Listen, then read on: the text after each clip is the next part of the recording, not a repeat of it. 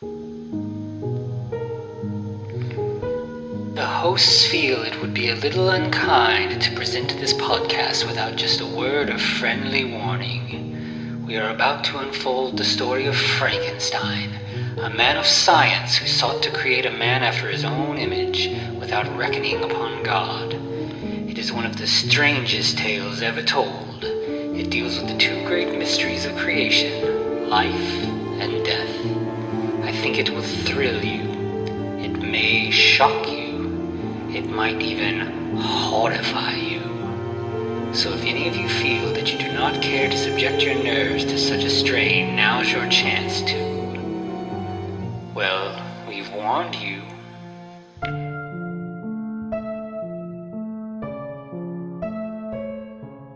Hello and welcome once again to the Frankencast. I'm the mad scientist Anthony Bowman. My pronouns are he, him, and I'm joined as always by... the super goopy puppet that is Eric Velasquez. My pronouns are also he, him.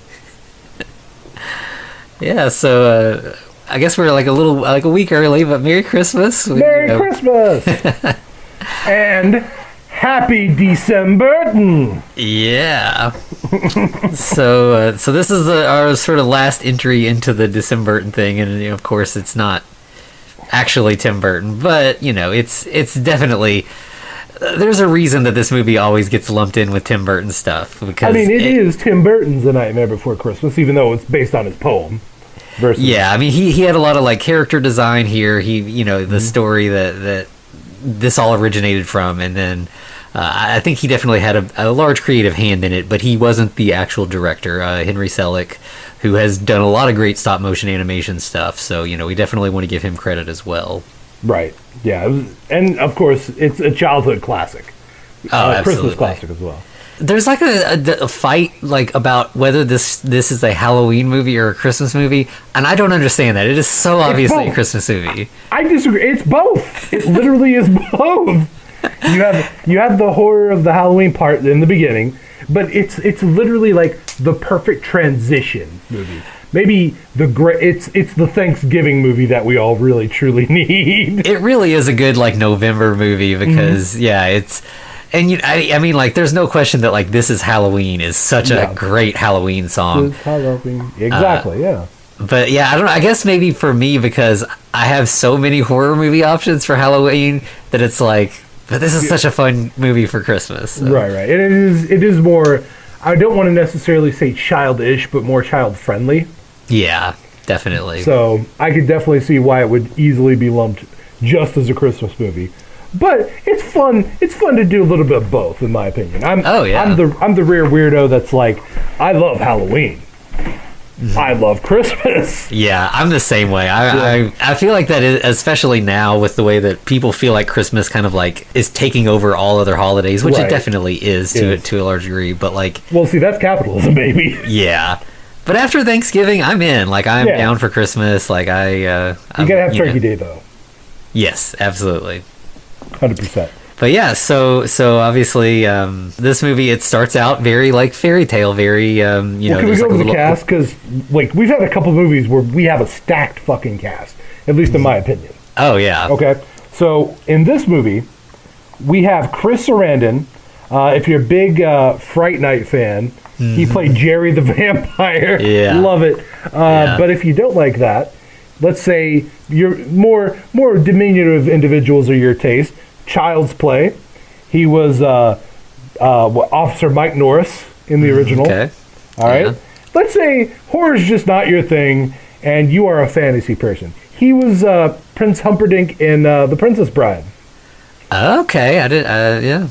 Yeah. So I mean, Chris Sarandon is everywhere. Yeah. He is Jack Skellington's speaking voice. Danny Elfman is the singing voice. So that guy from Oingo Boingo, once again, making a return. But he's actually singing in this case. Then did you know Catherine O'Hara played Sally? Yeah, I had not caught that until this watch. I was like, oh yeah. Right, she's both the singing and just speaking voice. So that's cool. And, all right, here's a weird thing for me to say, but I'm going to say it anyway. I'm kind of a William Hickey fanboy. Like, I like William Hickey. Like, he's a great actor. Like, all right, his segment in Tales from the Dark Side, I forget something about a cat. I don't remember what the exact name was. But that was great. Love, even though he's only in literally 5 seconds of Puppet Master 1, it's still an intense 5 seconds. And then just, you know, he's the uncle from a Christmas Vacation. Yeah, the one who with like the cigar who right. like, catches the tree on fire. Yeah. So, you know, he's Dr. Finkelstein. We know him, we love him. Glenn Shaddix, I'm honestly not familiar with too much of what Glenn Shaddix has done. Oh, he's Otho from Beetlejuice. Yeah. So he's I'm another an idiot. I'm sorry. Yeah, he's another Burton alum. Yeah, and unfortunately we lost him back in 2010. And then we also have Paul Rubens as Locke. Right, Pee Wee Herman is Locke. That's interesting. Yeah. So more Tim Burton crossover stuff there. Frank Welker is Zero because of course he is. You can't have like anything animated with not having Frank Welker somewhere in there. Like literally, he's one of the most prolific voice actors of all time, and he mostly does or a lot of the time does animal noises, right?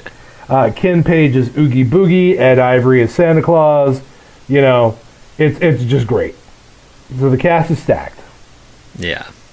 So we start, you know, like, because this was based on a poem, of course, and because it's like a sort of Christmas story, it starts with like a little rhyme that's, you know, basically that this, you know, the story happened long ago in the Halloween lands, and with the voice of Ed Ivory. I read something where it said that actually this was supposed to have been done by Jean-Luc Picard himself, Patrick Stewart. Okay. And I guess apparently he did it for the soundtrack, they just didn't use it. Oh, weird. So, okay. Huh. Yeah. But so we're kind of, you know, we're sort of established here that like there's this sort of holiday land where there's sort of a circle of trees, right, one with holiday. each holiday has a tree that has like a door shaped like an iconic, you know, image from so you've got like the Easter tree that has like an Easter egg. You've got this is an American forest. This is an American forest because obviously we don't have any other holidays or right. You know, yeah. It's a non-denominational or sectarian forest in America. Right. I don't know. And so yeah, the Christmas tree has a Christmas tree cut into it, if that makes sense. Treeception. And then of course there's Halloween Town that has a big jack-o'-lantern door. Right, and that's the one that comes swinging open, and we get sucked inside. Yeah, and you know, right away we're, you know, this is a musical, so right away, you know, the song "This Is Halloween" kicks in, and it's a great introduction into the film. It's a great introduction into Halloween Town. We get to just it's like a music video. We just sort of tour the town as the song goes. Right, we get introduced to all the denizens, you know, and they each have their own little section. You know, with the clown with the tearaway face. Which, that's fun. Yeah. You know? Yeah, I mean, there's some truly horrific stuff going on in here, like, you know, but yeah, I mean, there's ghosts and monsters and vampires and witches, but then, yeah, there's just a lot of weird Burton-y creatures that don't have any corollary that, you know, that we know of. The thing about it, too, is that, like, it establishes that, like, the people of Halloween Town are not vicious, they're not mean, they're not violent. They just enjoy a good scare. Right. Like, they're not trying to kill you, they're just trying to scare the shit out of you. Yeah, but you know, to their defense, they also want to scare the shit out of each other and want to be scared. Like, you know, it's a point of like if somebody scares Halloween thing. Yeah, like they're having fun. They want someone to scare them because it's fun to be scared, and so they're just sharing that fun with others as well. Right. Yeah. And of course, at the very end of this song, we get introduced to our man Jack, who's king of the pumpkin patch, and we get a scarecrow that's basically caught on fire. Mm-hmm. Which, that's cool. You know? His introduction's super cool. Yeah, it burns away, and then there's just Jack in his traditional pinstripe suit underneath. Mm-hmm. Rises up out of the fountain. Yeah. I mean, come on. How good is that? And then we're also introduced to the mayor of Halloween Town, and it's funny because, like, I think this is a little bit of like social satire and stuff because like the mayor does not run the show. Jack runs the show. Yeah. And well, even later he's going to be like, "I'm just an elected official. I can't make decisions." yeah, it's pretty great. Mm-hmm. And then of course we also meet Sally. Yeah. Who is our Frankenstein kind of character in this. At least one of them. We got a couple. We're spoiled for choice in this one. Yeah. But she's all, she's stitched together, and then she wears a dress that's also patchwork. She's very put together, I guess. She's well put together. And we find out that she kind of lives like a sort of sheltered life because her creator, Dr. Finkelstein, I think they pronounce it, but Finkelstein, yeah. he doesn't really want to like let her out into the world. Like he kind of considers her his creation, his property, and he wants to keep her for himself. Right.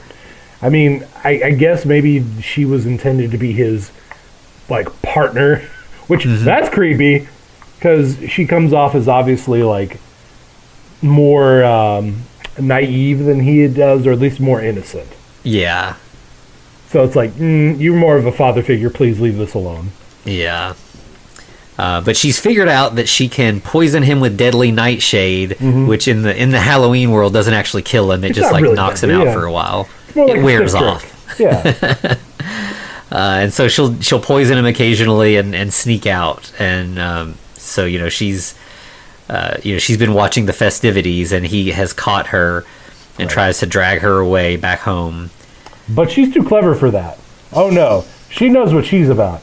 So she undoes her arm. Just like pulls the stitches out. Right.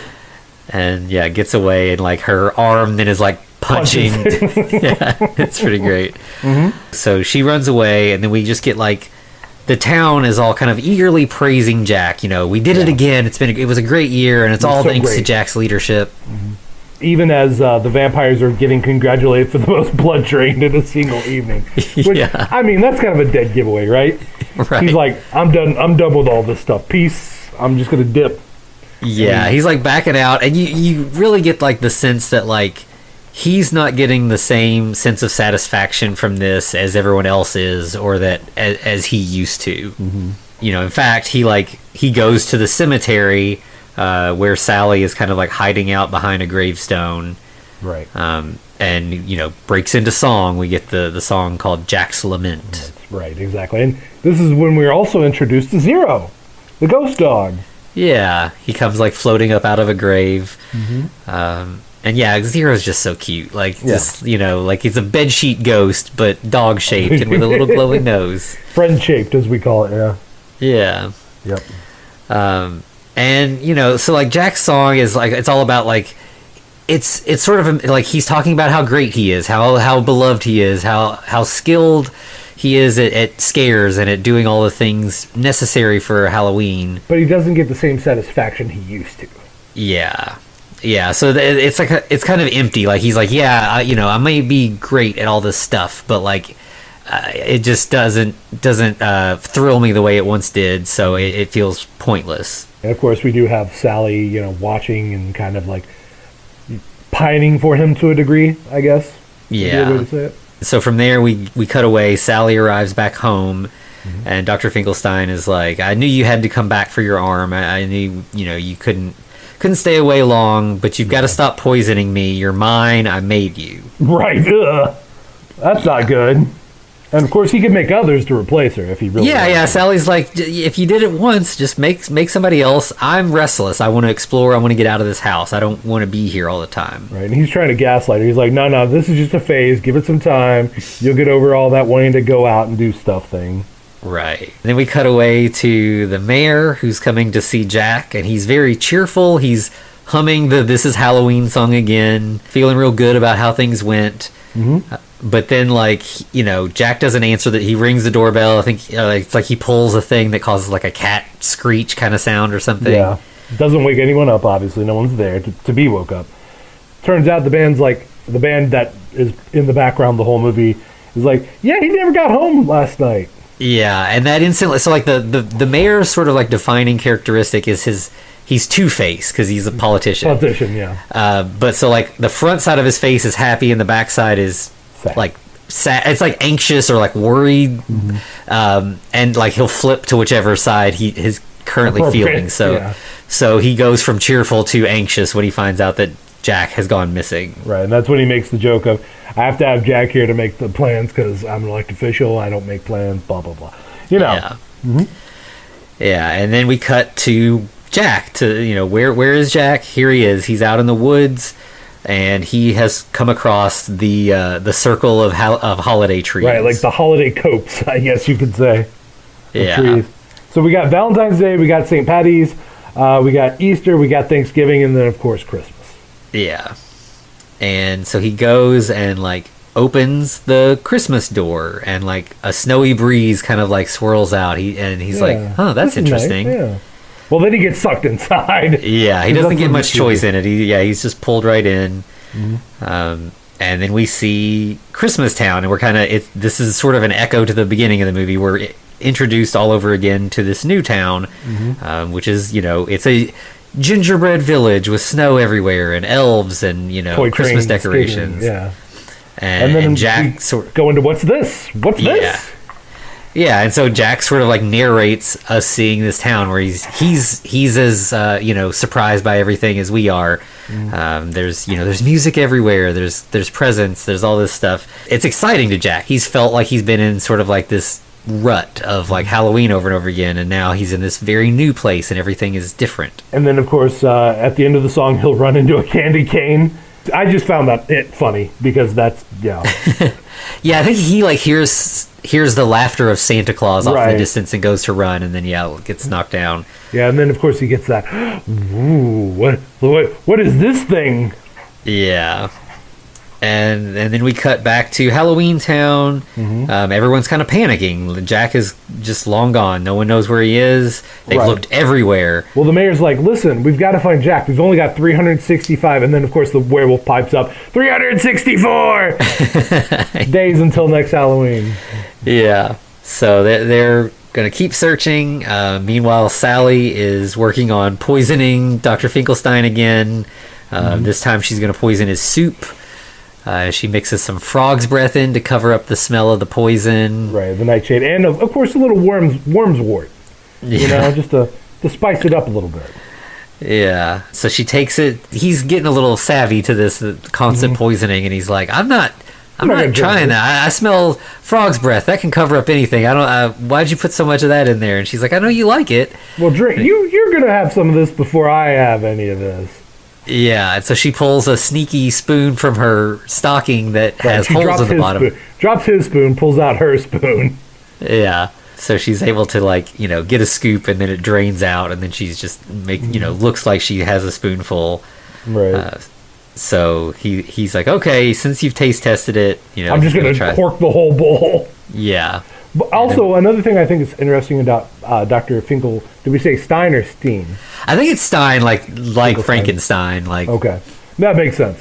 But I do like that he lifts the skull cap up, and I think it's a joke referencing picking your nose, but he literally picks his brain. Yeah. Picks his own brain. Yeah. Yeah, and it's kind of like, when you are scratching your head to think, but he can literally scratch the brain. Yeah. So then we cut back to the town. Jack has returned from his, disappearance.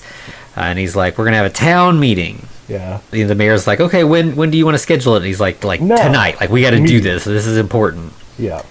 And, of course, we cut back to Dr. Finkelstein sleeping, just passed out. Sally's like, well, time to sneak off again. Yep. So she's heading down to the meeting. And then, the meeting just is another song. Like, Jack sings a song about all the things that he wants them to know about Christmas Town. This exciting new place that he discovered. Right. But, of course, he's trying to teach them, the whole, wholesome holiday stuff. And they're like, oh, but, we could, this is more like our Halloween stuff, right? There may be some heads in the...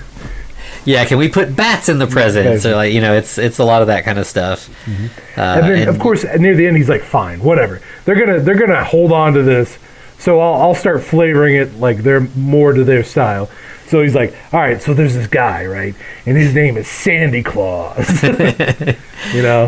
Yeah, he's this big guy, all in red with lobster hands. Yeah, because Sandy Claus. Yep. Yeah. So he's trying to get everybody on board, and you know they're excited about it, but they just don't understand. You know, like they're willing to give it a shot, but this is very foreign to them, and they haven't seen it the way Jack's seen it, so they're just they literally have no frame of reference, right? Yeah, they don't get their "What's this song?" You know, they're just having to go on what he's saying. Right. He does get their buy-in though. You know, they're all like, "We're in for this." It sounds more like our thing. Yeah, they're ready to give it a shot. And so then we cut back to Dr. Finkelstein's lab. He's locking up Sally at this point because he's just tired of being poisoned over and over again. And then Jack shows up because he needs to borrow some science gear to do Christmas experiments. Yeah. And I do like that Finkelstein was like, curiosity killed the cat, my boy. And, I feel like they should have done the satisfaction, brought it back. But, that's fine. Resurrection cat joke is good, but we'll leave it alone. Yeah. And so Jack gets home and, like, he does his experiments, which include, like, putting a holly berry under a microscope and, like, accidentally squishing it. Yeah. To see what's the chemical makeup, I guess. I don't know. But he also over-blanches a candy cane and turns it basically into a noodle. Yeah. And he tries to, like, do a cutout snowflake, but it turns into a spider. And then, like, the last thing he tries is he crushes up a Christmas ornament and, like, boils it, which causes, like, the liquid to glow. Right. He's like, what does this mean? That's a good question. I have no idea what that means. Yeah, and it's never explained. It's just, like, Christmas magic or something. Right. Yeah. The magic of Christmas. Yeah. Meanwhile, Sally is locked up in her cell, and she's looking out the window and sees all this light, in Jack's window. Well, yeah, and she's making, like, another potion, it looks like. We'll find out that she's basically brewing something special for Jack. But yeah. So she, like, gets it together and, like, lowers a picnic basket out the window, and then she can't lower herself, so she just, like, jumps out the window. Yeets herself. Yeah. Okay, well, I mean, she's technically just a living doll, so... Yeah. Nothing really to break. Yeah, and she does. She hits the ground, and, like, I think she ends up, one arm falls off and both legs. Yeah. She stitches them back together. It's fine. Yeah. She's got thread with her, so it's no big deal. And then Dr. Finkelstein comes in and, is like, you can come out now if you're going to be good, and she's gone. Sally! And, of course, he's pissed now. He's like, I'm done with you. Yeah. So, then we cut to her. She's gotten to Jack's, and she, like, sends the basket with the thing she's made up to him, but she hides. Like, we saw her hiding in the cemetery earlier, but, like, I kind of got the impression she was hiding more from the doctor. Right. But here it kind of becomes clear that, like, she has feelings for Jack, but she has not, like, made those clear to him. Like, she's shy. She even lets him see her for a brief moment. But then he, like, gets the ball and he's like, oh, hey, what's this? And when he looks down, she's gone. Yeah. So clearly she's in love with Jack, but, like, not... very shy. Yeah. So, she's a true Frankenstein monster in that way, where she's, like, she has these feelings and she doesn't know what to do with them, and she's kind of, like, afraid that she's maybe not lovable. Right. Now, of course, once again, she goes into the graveyard, but she picks up, what is that, a briar? Or what kind of thing was that? Yeah, I don't know if it was like a dead flower or just some kind of, either a dead flower or some kind of weed that is, not pretty. Right. It's some sort of, like, shriveled up black looking thing. Well, she's like picking the leaves off of it, like, kind of, does he love me not, all that stuff. Yeah. But then it turns into a Christmas tree. Yeah, just like out of nowhere, just like blossoms into this little mini pine tree, and then it just catches on fire and burns away. What? That can't be good. Yeah, and she definitely we get this, like, Sally has some sort of, like, ability to, experience omens and try to interpret them. So, she's concerned about Jack's big plans. Right, and so is everyone else in town, because that, I believe, is when we get something's up with Jack. Mm-hmm. Yeah, so some time has gone by. He's locked himself away, and they kind of feel like his obsession has overtaken him, and, like, we don't know what to do. Like, we're afraid he's kind of, like, losing his mind in his house by himself. Right. And to a degree, he's kind of feeling that too, right? He's like, what is going on? Why am I still up here, trying to figure this out? And then he's like, dude, I've been overthinking this whole thing. It doesn't have to be this hard. We could just make, we can make our Christmas, but better. Yeah. Yeah, I think like he finally, like, his sort of grand conclusion, like, the last like 2 songs have all been like, what does it mean? What does it mean, over and over again? And then he's just like, well, if Christmas can be for everyone, then it can be for us. Like, we can make our Christmas. Right. And of course, Jack, some of his egotism shines through a little bit, because like I said, he's like, we're going to make it better. And it's going to be our thing now. We're going to possess Christmas. Yeah, and so he starts enlisting the whole rest of the town. He gets, Dr. Finkelstein to he's going to make some reindeer. Make some vampires, make some baby dolls. And they're like, no, we could do better than that. We could do that's silly stuff. He calls for Lock, Shock, and Barrel, who are like these 3 little like bratty kids who are like the best trick-or-treaters in all of Halloween Town. Well, they're also kind of Oogie Boogie's henchmen. But he's like, listen, all right, I know who you work for. You work for me right now. Right. Don't you bring Oogie Boogie into this. You just pick up Sandy Claus, bring him back here so we can have a chat. Yeah. Which immediately breaks into, they go into song. Well, they agree, yeah. They're like, yeah. But of course they have their fingers crossed. So you know what that means. Right. And yep, so their song is Kidnap Sandy Claus. The whole song is just them listing more and more like horrible awful ways things that they can capture / torture Santa Claus. And then we get a couple of little peeks at Oogie Boogie here. Yeah, they kind of hint that like they're only doing this in the hopes that like it'll help Oogie Boogie take over Halloween Town. Like, so there's definitely like tension in Halloween Town in terms of the leadership. Like Oogie Boogie wants to run the show, but he doesn't yet. By the way, so I will say that I read the novelization of this, and it makes things so much clearer. Basically, what it was that, and now don't get me wrong, this is 30 years since I've read this damn thing, so I could get some things wrong. But basically, as I understood it, Oogie Boogie was originally the Jack of Halloween Town, right? Okay. And then Jack supplanted Oogie Boogie because Oogie Boogie was awful. Big surprise there, right? He ran it like a mob boss.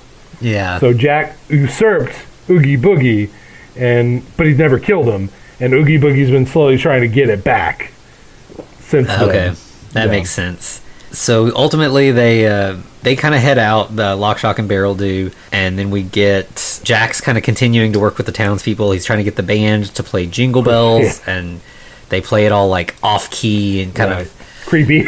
Yeah. And then he gets to Sally, and he's got a job for her. He wants her, because she's a seamstress. She's very good at sewing herself back together. He wants her to sew him a Santa suit. Yeah, and she's like, no, that's a terrible, it's a terrible idea. And of course, Jack's not trying to hear that. He's like, no, you're great. You're the best seamstress we have here in town. Like, misunderstanding what she's saying, and she's like, no, this is going to end badly. He's like, that can't happen. You're silly. Yeah, Jack is just like blindly barreling forward, and Sally's like, I saw something bad, like something wrong is going to happen. And then Lock, Shock, and Barrel show back up. Like, they were quick. They caught Santa Claus. So they open up the bag, and a giant pink bunny pops out. Wait a second, that's not Santa Claus. And as the butcher handedly remarked, bunny. Yeah, and so he's like, all right, Jack's like, that's, you went through the wrong door. Did you go through the door that's shaped like this? And he holds up a little Christmas tree ornament. Oh, no, of course not. So he's like, all right, you got to take this guy back to where he belongs, apologize, and then go get Santa Claus. I'm pretty sure they tried to eat the Easter Bunny here at some point. Like, yeah, it feels like it. Yeah. And so then we cut away to Dr. Finkelstein's lab. He's clearly building another version of like a Sally to a degree. Yeah, he's got something going on. He even says like, you're going to be better than Sally. And then I don't know if he's ever specifically named, but like Igor shows up. Oh no, he calls him Igor. Does he call him Igor? Oh yeah, and Igor's like, I brought the plans. Yeah, and it's so funny. Like, so many portrayals of Igor are just impressions of Peter Lorre. But I don't think Peter Lorre ever actually played Igor. Right.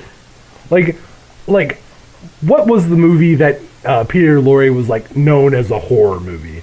Like, because I remember him mainly being like a mobster, right? Yeah, The- he's the in a Jane lot of Falcon mob movie. movies. He was in M, where he was like a killer, but like that's a German movie, so you don't really get like the Peter Lorre doing the Peter Lorre voice because he's like speaking in German.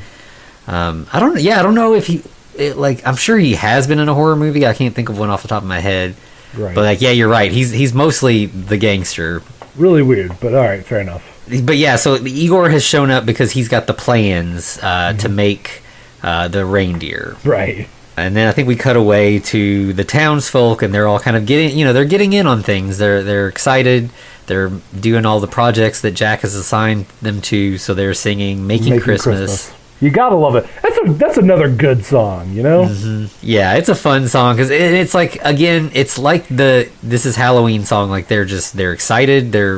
Everyone's really cheerful, but they're also finding ways to make everything spooky. We have the tailor / seamstress. That's like, I'm going to turn this rat into a most delightful hat. Yeah.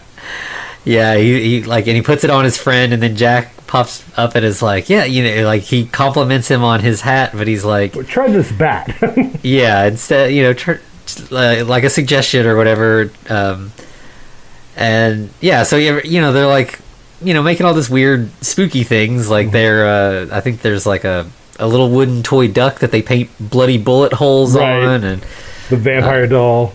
yeah, it's a lot of good stuff. But this scene is sort of like, it's a montage, but we're also getting intercut montage moments of Christmas Town and all of them doing Right. the normal Christmas stuff, making the non-scary presents. Yeah, it's like the monsters put in like this really weird Jack in the Box, and then like the Christmas Town people pull it out.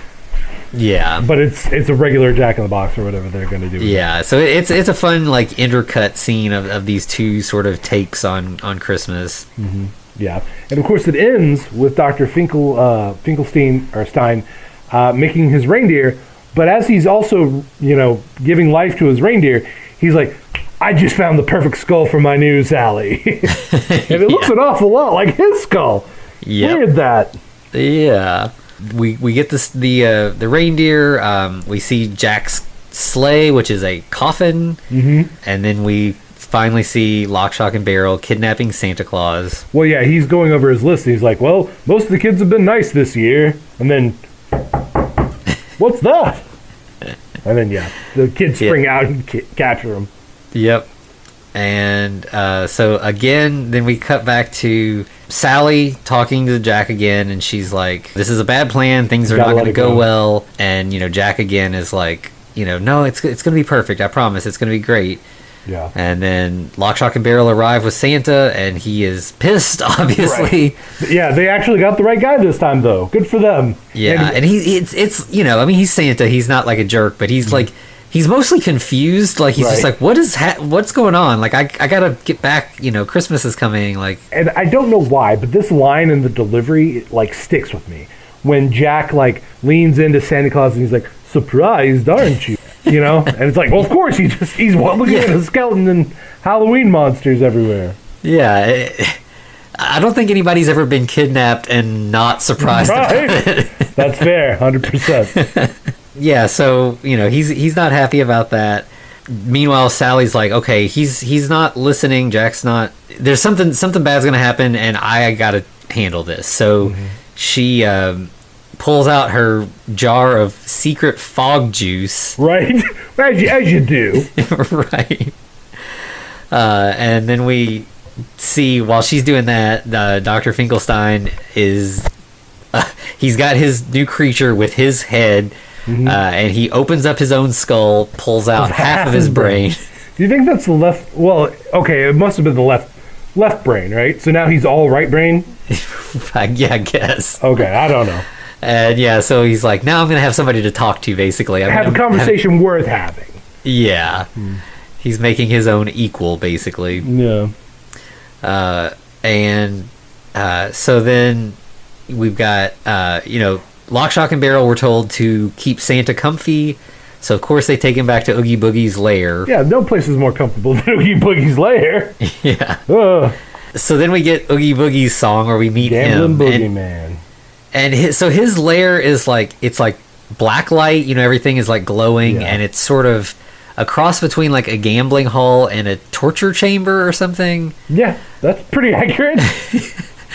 So we've got like a craps table thing that's spinning, but then there's also just like axes falling down. It's like roulette wheel of death.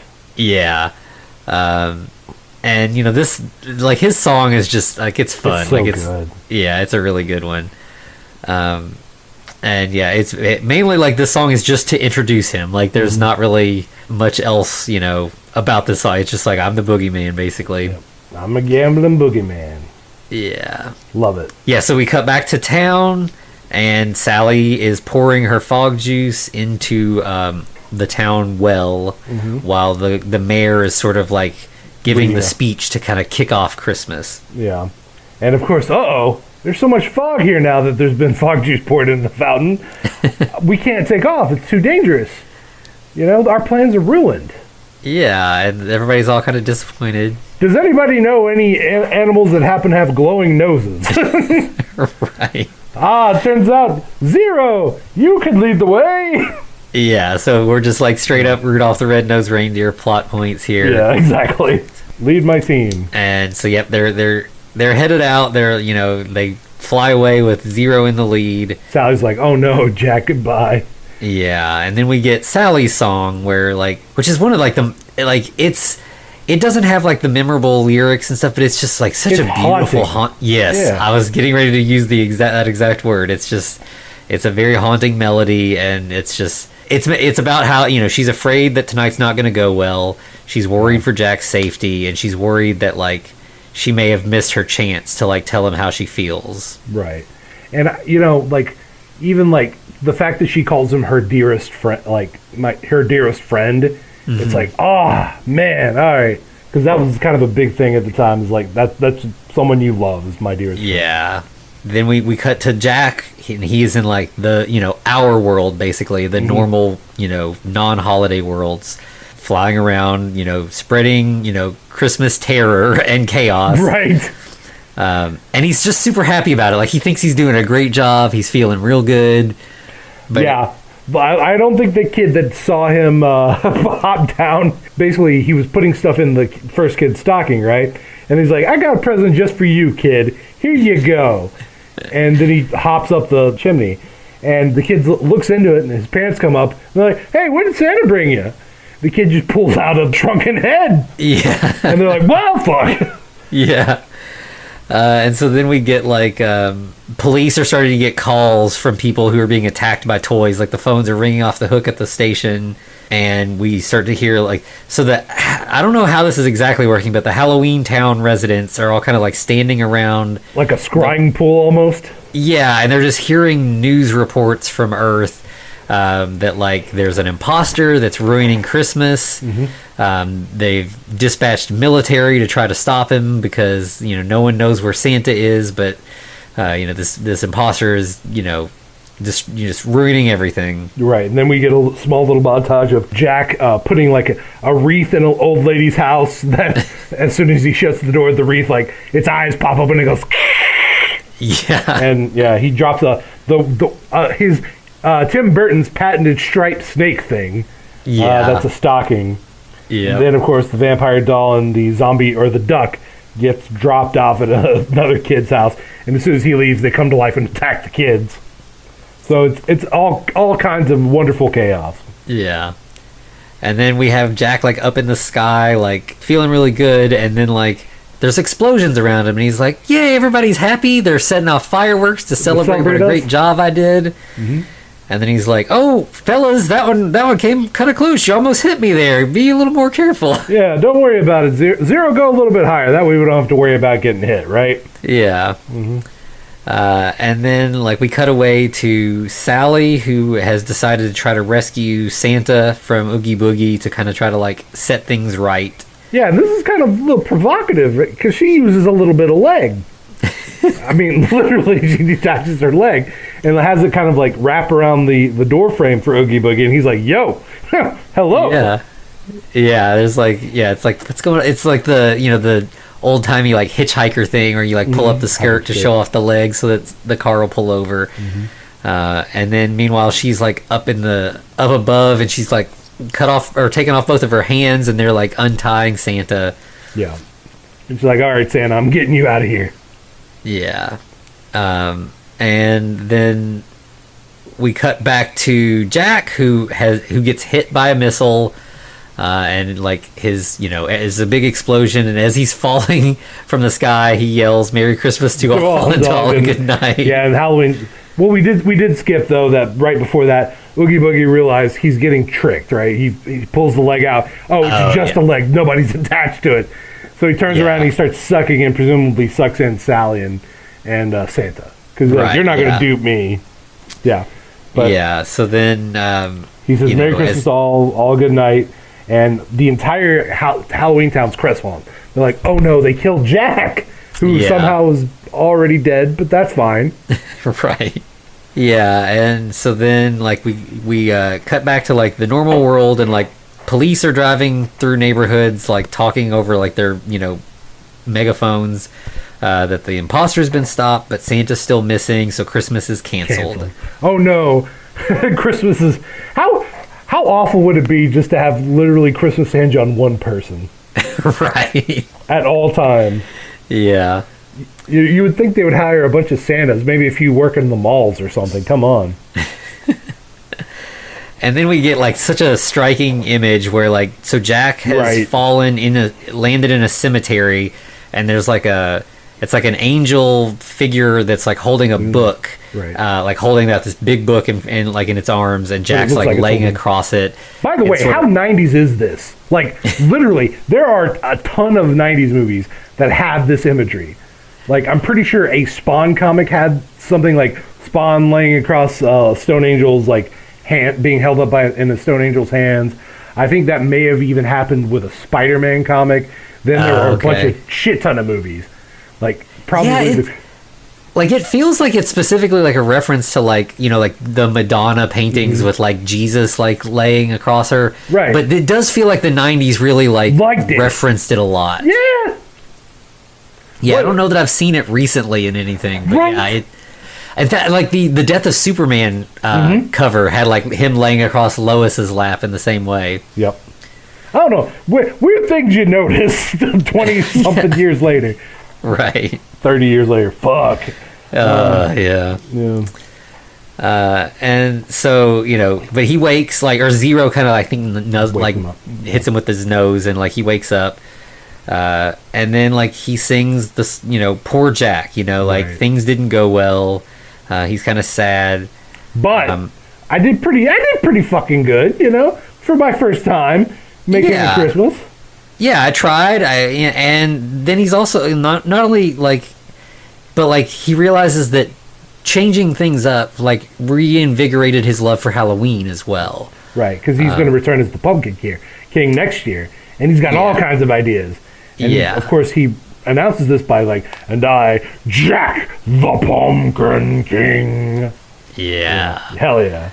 But then he's like, well, but I probably should like help try to save Christmas real quick first. Christmas up, yeah. So yeah, he shows back up in Halloween Town and goes to Oogie Boogie's and finds that, like you said, Oogie Boogie has now not only captured Santa, but he's got Sally. And so like Jack sort of has to face off against all of Oogie Boogie's like elaborate traps. Yeah, because, Oogie Boogie's like, I'm just going to kill, he's like, I'm going to kill you and Sally, or Santa and Sally, and he flips a switch, but he's like, wait, I didn't hear no splash. And, of course, when he flips it back, who's there? That's fucking Jack the Pumpkin King, baby. Yeah. Yeah, it's there's all the roulette wheels going, Jack's, like, running around, and there's, like, I think axes that try to chop off his head, and, he kind of... Literal one-armed bandit slot machines come out and start shooting at him. Yeah. And he's like dancing between their hands. Yeah, it's really good. And then ultimately Jack catches like a loose thread that's like so Oogie Boogie is like, made out of like a burlap sack kind of material. And he has a fascination for eating bugs. Yeah. And so Jack starts like pulling the thread, and it starts to kind of come loose, and then he wraps the thread around like the roulette wheel thing so that it like really quickly unravels the thread, and the burlap sack falls away, and we find that he's just made of bugs. Yeah, Oogie Boogie's just a bag of bugs. Right? It's amazing. But we also get the horrifying, like, no, my bugs, as he presumably dies. Yeah, and as like the bugs sort of like skitter away, like the voice gets higher as like he's smaller and smaller, and then he's just gone. Well, he's one bug, and then Santa steps on that one bug. Yeah. Yeah. Yep. And so Jack apologizes to Santa and wants to make things right, and Santa's like, "I'm Santa. I got this. Like you did your part. You set me free. I'm Santa Claus. I can handle fixing Christmas." So he flies away. And then we've just got Jack and Sally together, and they kind of have a moment. Yeah, they have a very sweet moment. They call each other their dearest friends, and I think Jack sort of like sees Sally for the first time. That like she's been trying to help me all this time, and I've just been not looking. Like, she tried to fix things, and they're about to kiss when the townspeople show up. Right. So this is very similar to last week with Edward Scissorhands. The foiled kiss from our couple here. Damn townspeople. But in this case, it's good. They're happy that Jack's alive. That it's good news. And then we cut to like a news report. Santa's back. He's fixing things. He's record time. He's going faster than ever before. And you kind of get a montage of like him taking the scary presents and replacing them with normal presents. Yeah. And then we get like. Back in Halloween Town, they're singing that, a song about that Jack's back. Santa flies after finishing saving the day. He flies over Halloween Town and yells down, "Happy Halloween!" Right. Gives them a little bit of snow, right? And Jack yells back, "Merry Christmas!" Yeah. And of course, they call each other their dearest friends, and like, we're going to be together. So. Yeah. Yeah. And so as Santa flies over, like you said, it snows. And we get like a little bit of like a what's this sort of reprise as like the rest of Halloween Town is like, we've never seen snow before. What's going on? So like it's sweet. Like the town, they get a taste of the Christmas magic that Jack, experienced all along. Yep. And we meet Dr. Finkelstein's new creature, which is like a weird female clone of him. Bride of Finkelstein. Yeah, it's kind of creepy. It really is. That's literal narcissism. Yeah. And then we see Sally walking alone out onto the the hill from Nightmare Before Christmas, the little spiral hill that is now covered in snow and ice. Aww. She's out there by herself, but then Jack arrives and they sing their little love duet where they, say that they're simply meant to be. Aww. And of course, at the end, Zero he's like, "This is good. Now I just fly off." Yeah. And we get like a little star twinkling in the sky. Yeah. Yep. So it's a nice, sweet little ending. Yeah. So going back to the book, I'm pretty sure they thought Zero, like in the book, when they get shot, I think they actually literally are like, "Oh no, Zero's actually dead and gone now." And there's like a whole chapter to that. So I'm just saying, maybe read the book too, the novelization. Yeah, I have to check that down. Yeah, but this is a classic for a reason. It's a Christmas classic. And it's a I think we kind of talked about it a little bit last week that like Tim Burton kind of has like a weird sort of reputation and people kind of like discount his stuff, and I think maybe this movie even more than Edward Scissorhands, like this feel like there's. If you go into a Hot Topic, you're going to see, no less than 20 variations of Jack and Sally in that story.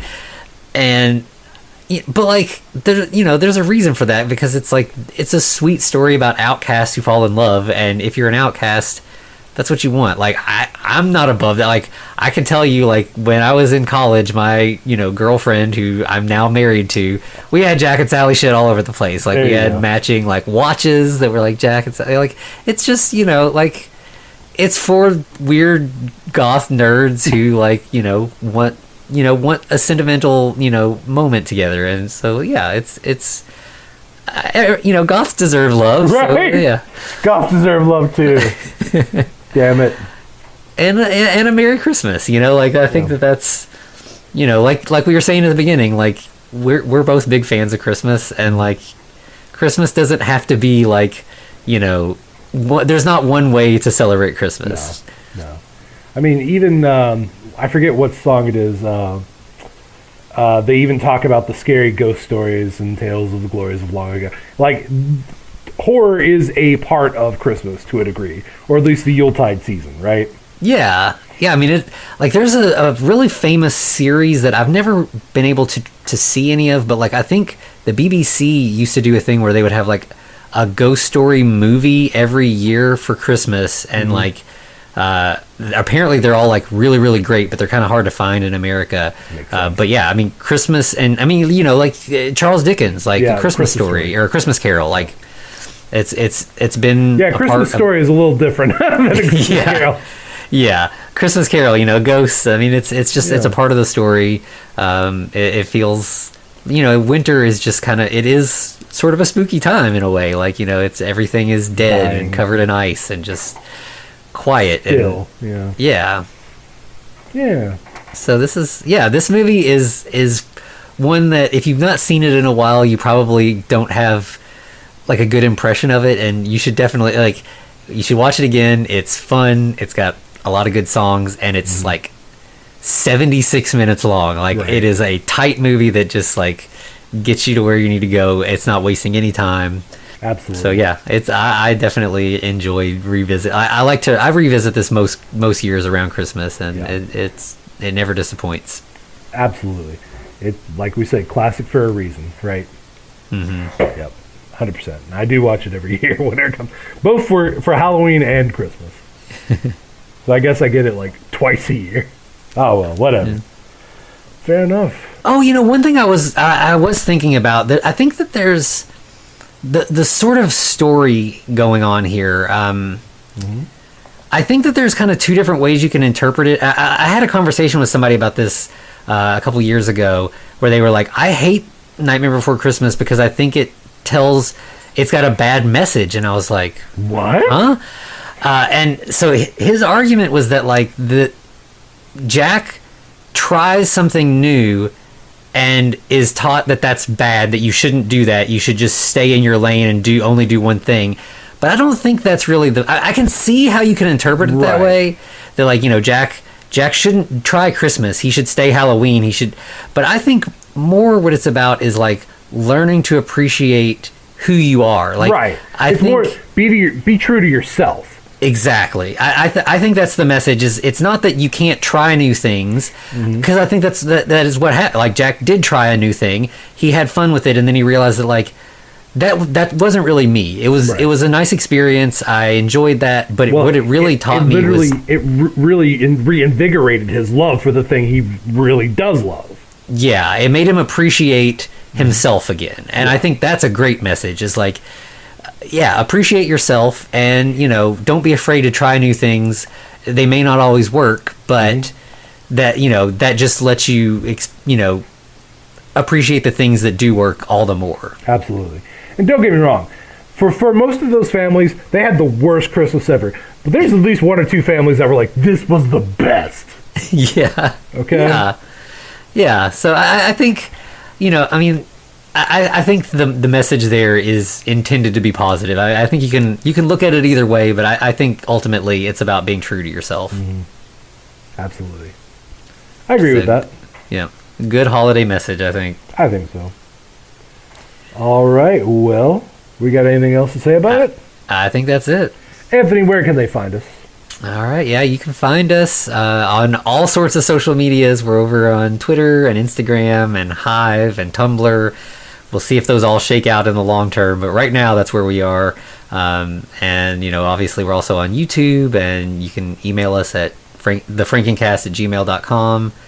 And we're also at patreon.com/thefrankencast. Absolutely. Hey, Anthony, I feel like I've been lying to you quite a bit. I think next week we ought to do something a little bit more, maybe a little bit more whimsical. What do you say to watching the new Pinocchio movie? Yes, it's kind of, we're watching it when it comes out, like, so it just fits in, but it kind of does fit in with what we're doing. It's another claymation kind of thing. It's another sort of, it's not a Christmas movie, but it's got that like family kind of, it's like you were saying with Reef Tuma, like it's not a Christmas story, but it is a movie that's good for the family around Christmas. Exactly. I assume. I mean, the Pinocchio story in general. Obviously, we have not seen this new Guillermo del Toro one. Or have we? No, we haven't. I wish. We on the Patreon, way back on the first Patreon episode, we talked about that Pinocchio feels like it's a Frankenstein story in a way, and that we would like to explore that at some point. And if we're gonna do it, the way to start is with Guillermo del Toro. So I mean, absolutely. Yeah. How wild do you think it's going to be? It's going to be so like I've seen his little like the character and everything, and it just looks so cool. So I'm really excited to see what he does with it. Hell yeah, let's do it. All right, well in that case, folks, to be continued. Looks like you survived another episode. The Freaking Cast is a production of FCR Media. It's hosted by Anthony Bowman and Eric Velasquez. Follow us on Twitter at The Freaking Cast, or send us a letter at thefreakingcast@gmail.com. Our cover art is by Amanda Keller. You can find her at Keller Illustrations on Instagram. Our theme music is by Vivek Abhishek. Thanks for listening.